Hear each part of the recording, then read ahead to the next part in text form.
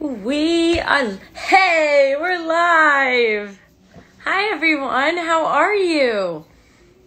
Actually, I don't see anyone here, so I'll just talk to myself for a little. Oh look, hi Beat It by Marley.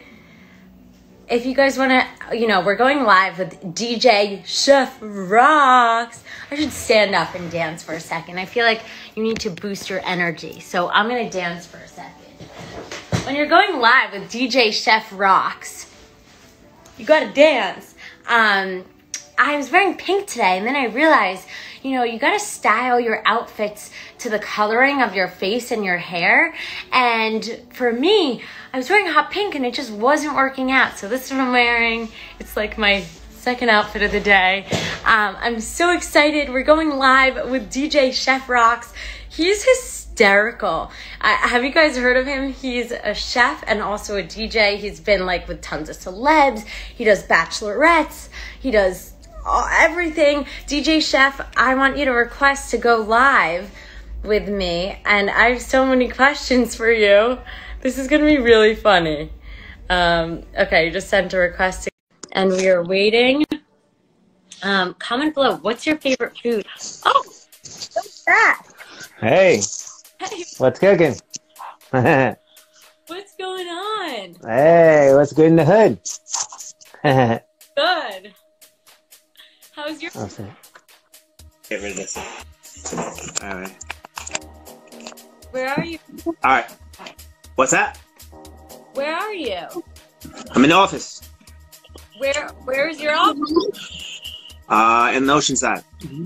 Long Island. Strong Island. What's that? I couldn't tell from the accent. Ah, all right. Tell us who you are. I honestly have known about you for a long time. Never faced the name. Talking with my team, the coolest chef you need to follow, and you're absolute cool. So I'm so excited we get to meet. Awesome. Yeah, it's DJ Chef. I use DJ Chef Rocks. On all my handles, just because everyone say you rock.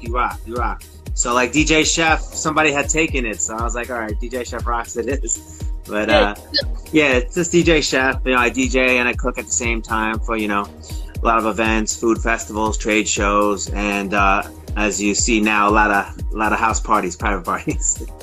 It's so funny. Have a party. I will have you come and stay. Sounds good. Do you hear my audio? Yeah, the audio's cutting out a little bit. Okay, do you hear me? Hold on, let me just...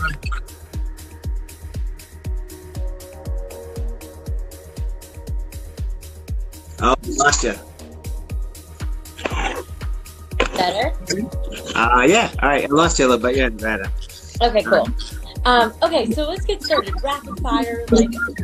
How did DJ Chef come about? And what inspired you to become a half DJ, half cheffer? That's so unique. Yeah, it wasn't really a master plan. I started as a DJ. I got a pair of turntables when I was 15. I was really into music. I was making the mixtapes and stuff. And I just started dragging it to parties and house parties.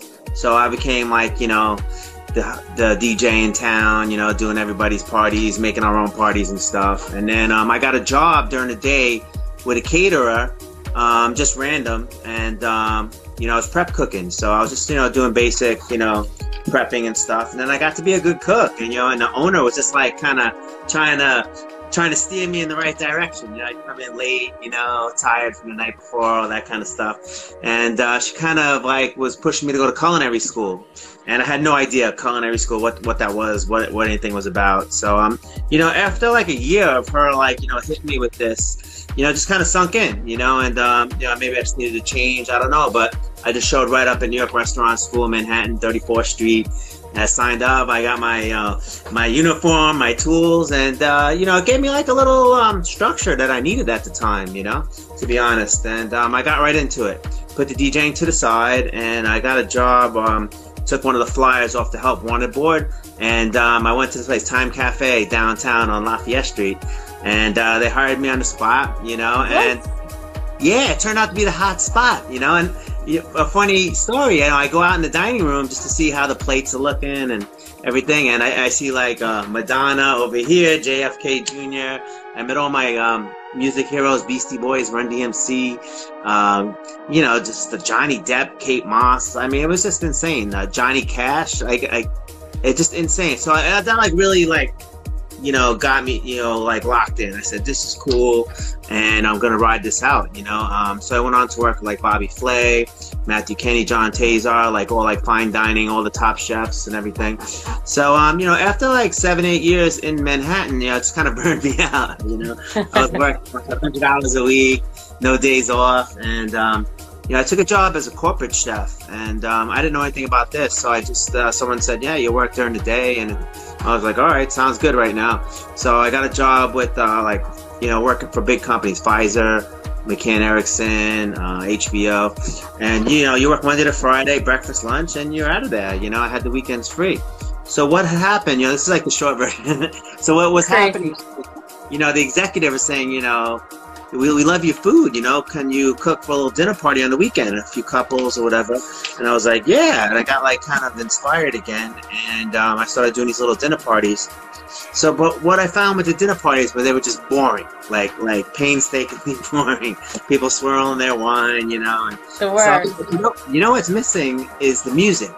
So I thought to DJ while I'm cooking up this dinner, and maybe teach a little bit. You know, Food Network was just kind of exploding on the scene at this time, you know, Emerald and all that stuff. So I started teaching, and then, I don't know, they started calling, I don't know, DJ Chef, I don't know. I don't even know how it came together, to be honest. I just went with it.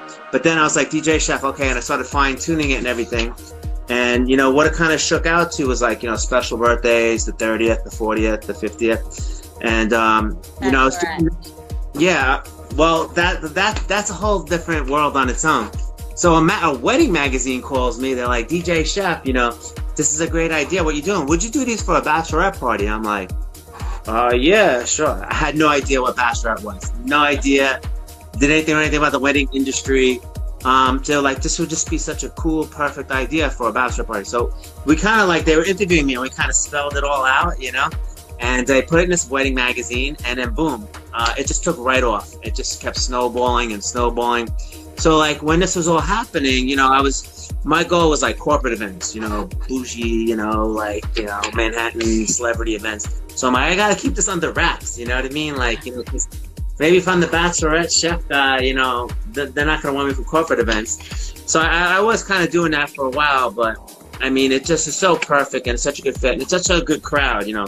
20-something-year-old girls, they're all like marketing people, PR people, and I'm like, you know, I'm just gonna embrace it. And then when I embraced it, it's like I said, it's its own world.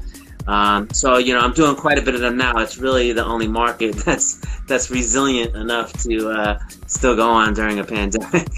That's crazy. And would you have ever like thought that this is what you would be doing now? I hate to say yes, but you know, when you're passionate about like something that you created on your own, and everyone was saying no, that's a pipe dream. This one boss I was working for, he said that's a pipe dream, and that just like stuck me like a thorn in the side. And I just you know, you just like, you vision through it, you know, because you know it's a good idea. You see the reactions from the clients and everything, and you know, I knew it would. So, but you know, I hate to say that, but you know. No, and I think that's exactly what I wanted to hear, or what people need to hear. Like, when people don't believe in you, how do you use that as fuel? Is my audio still bad? No, it's good. It's good. I'm just trying to make sure I'm in the box. I remember watching a live back one time, and like my head was like this the whole time. Like this. Yeah, I'm trying to. That's why I FaceTime with my grandpa. My grandpa goes like this, like he doesn't. So like when people were telling you no and pushing you down, what got you through? And like, you clearly made it to the other side, but what did you tell yourself? You know, I don't know, you know, you just try to fine tune and like learn from your mistakes, you know what I mean?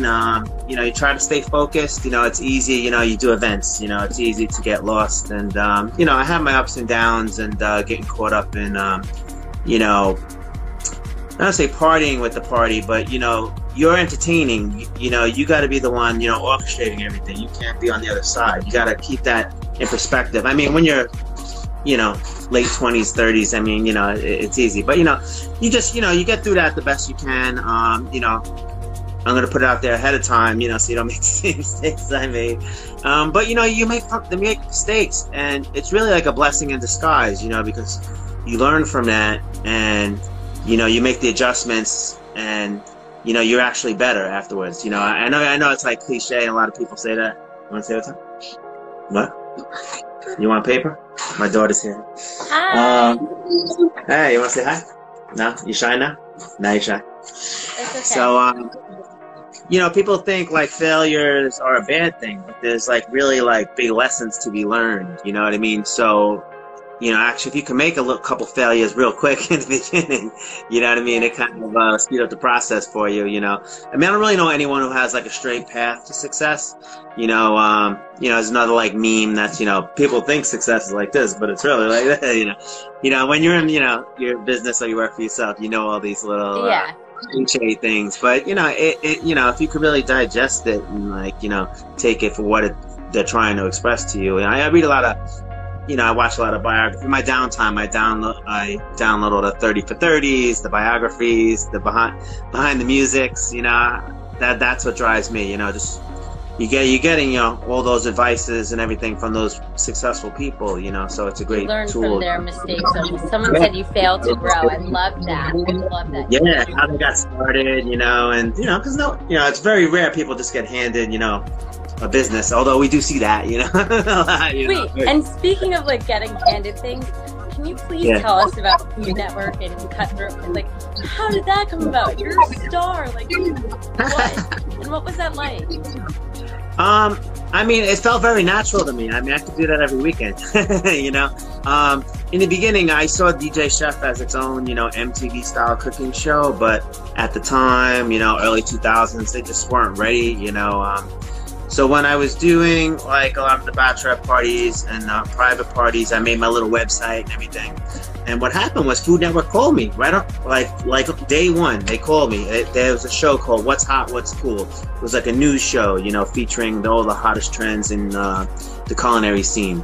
So they're like, DJ Chef, this is cool. We want to, you know, put you on the show, and we want to come film. They came, they filmed the party, and they edited it down. It aired.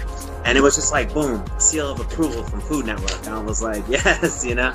So right after that, you know, I got on an episode of The Party Planner with David Totera, who's like a celebrity event planner. I did a whole episode, but you know what? Reality shows weren't really hitting at that point. It was 2005. So, you were you know, advanced. Yeah, I'm a little ahead of the curve, but it's all right, it's coming right. But yeah, so like The Party Planner was like a great like reality show that you see all these HD TV shows. So like I said, it wasn't really like super popular at the time, so I don't know how many people saw it, but it was like an hour episode. That was cool. Then I ended up doing MTV Spring Break with Lindsay Lohan, MSNBC Entertainment Hot List. I did the Fuse anniversary, 1 year anniversary on Fuse. So, you know, I had all these credits. I was doing a lot of, you know, news, morning shows and stuff. And then, you know, through the process, you kind of do these castings and stuff, and they have your information. So they call me for this new crazy show, Cutthroat Kitchen. You know, they always call me for like the out-of-the-box stuff. You know, they take your tools, you know, they sabotage you. You can't just cook, you know. But, you know, I was in the first episode. I really knew nothing about it, what was going to happen, you know. So if you look, I'm like betting money, I'm laying money down, spending money. But it was fun, you know. I could do that every day. It was a great experience. I went to LA for a week, you know, we shot it, we did the competition. Wait, it was like, I have a question. Do you get nervous? Like, you're just a regular guy getting asked to be on these shows. Like, how did you prepare and like sustain that? You know, I don't know. It's just like a weird, you know, I just have a comfortable feeling, you know what I mean? Like, it's something that I do. I'm confident. I could cook, you know. I've worked in the hardest restaurants under extreme pressure for, like, you know, finicky chefs and stuff. So, you know, it's kind of, I thrive in that environment, you know what I mean? You're under pressure all the time when you work in a restaurant, you know? So, it's pretty natural to me. And the sabotage part was even more natural to me, because Sam is savage. The comments scare me. So, You know, like them sabotaging you. Okay, you don't have lettuce. Well, that happens in real life anyway. The produce guy forgets your lettuce. You know what I mean? You have to kind of improvise. So it was a pretty natural setting for me also. So yeah, I don't know. And that's so cool. And how do, okay, and maybe you were trained to do this too, but like, how do you physically cook and DJ at the same time? What, did you break your arm in the kitchen and then learn you could, you know, do it with one? Like, how did you figure that out? That's a common question. You know, as a chef, this is how I explain it. As a chef, we have a lot of pans on the stove. There's a lot going on. There's stuff in the oven. We're doing like, we're multitasking anyway. So like for me, the turntable is just another pan on the stove. You know what I mean? And you know, it just gets me in my element. You know, I'm playing music I like, and I'm moving and grooving, and that's the goal for me. Like to get everybody relaxed, chilling, having a good time. Like when I was just doing the dinner parties, people were not relaxed. You know what I mean? They were critiquing everything, and I don't know. It just so like I created my own element that I know is going to be successful. You know. And which do you prefer more, cooking or dancing? Or DJing? Well, I don't think I got the two-step. I mean, you know, it's just two things that I like to do. I can't really say like, you know, I'd rather do one than the other. I mean, I cook on my own too. I'll DJ some like, you know, events where, you know, the food's not necessary, you know, just like as a guest DJ. So, you know, I do them both separately also. So I can't really say there's like one, you know, one or the other. And it's just two things that go together for me. I love it. And what's like a typical day in your life? Usually, I guess, in quarantine or out of quarantine? It's just a lot going on, you know, fielding the calls and the emails, you know, catching up with everything like that. And then, you know, preparing for an event, you know, same stuff, you know, preparing the food, you know, buying everything that you need, you know, rounding up my assistants that, you know, don't show up or they can't make it, this and that, you know. So it's a lot, I feel like you're a lot about just like rolling with it, rolling with the punches. Like you seem like someone who literally things are thrown at you and you just kind of make magic out of anything. Yeah. Mud. Enter 2020.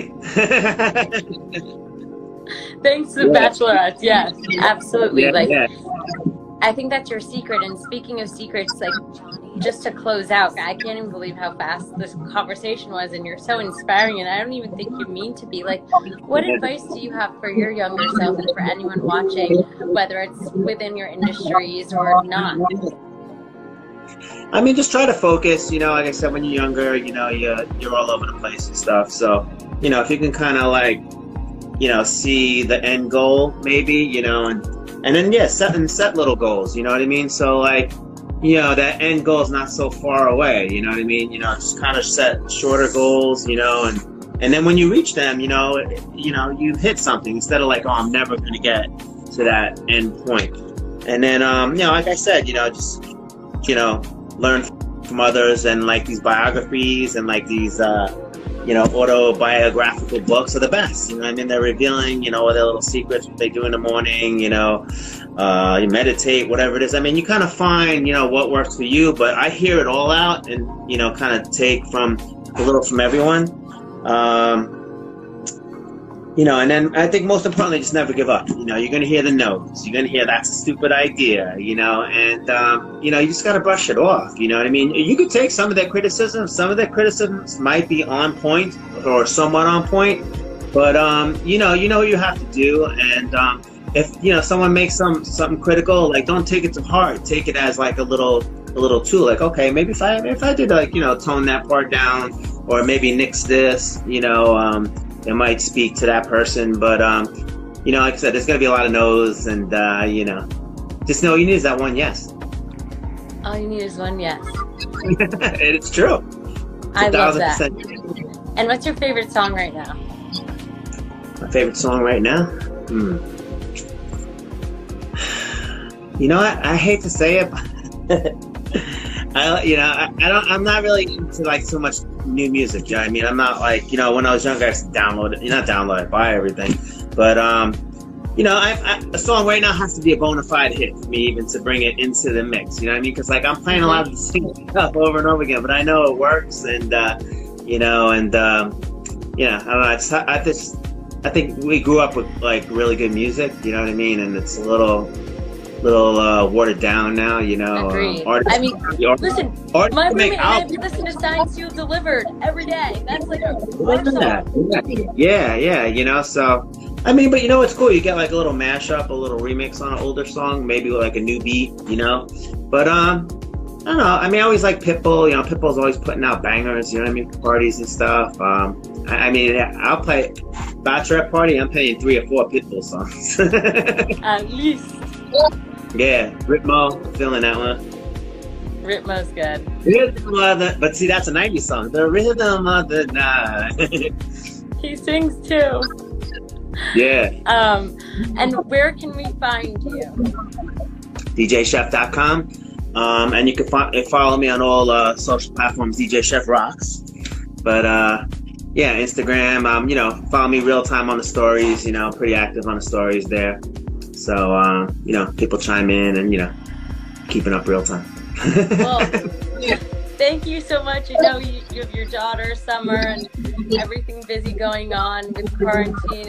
And I love learning about you and your story and how you've persevered and how you kill it. And so the next time my house or apartment opens up, we're having a party. Woo! Yeah. Thank you so much for joining me. Party in the USA is good too. Sorry, my bad. Miley Cyrus. I agree. You just made Sam's life. Yeah. Anyway, have a great night. All right. The next meeting you live. Thank you. Thank you for having me on. Bye. That was awesome. I know it was like a very chill, private session of a live with Liv we just did, but thank you so much for being here.